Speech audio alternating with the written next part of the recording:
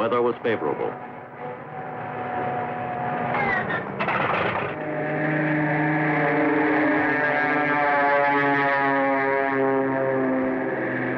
The attack on the French coast was stepped up.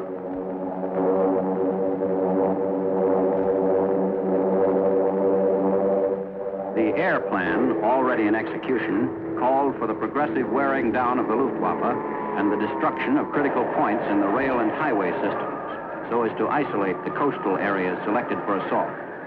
For D-Day, the air forces were charged with the responsibility of demolishing selected targets in the enemy's coastal defenses, of providing overhead cover, and rendering general fighter-bomber support. The Nazi planes that got off the ground didn't get very far.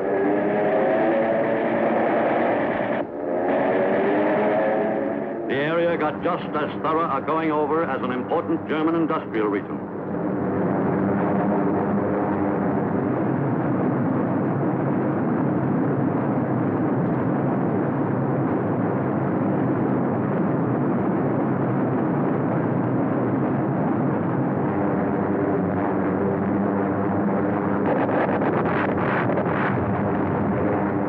Allied pilots gave it the A treatment.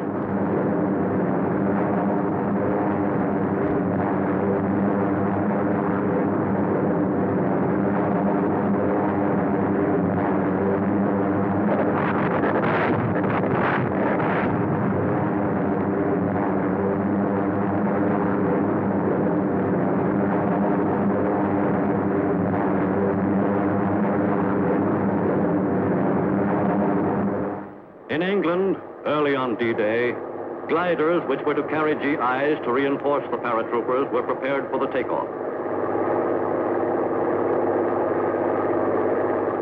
The first group of 51 gliders carried about 150 men, plus anti-tank weapons, to be landed before the beaches were invaded.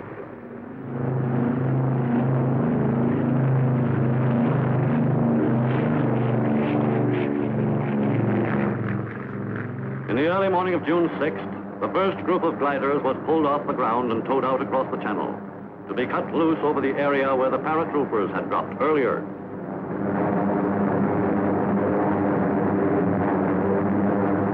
The small fields in which they were forced to land caused serious losses.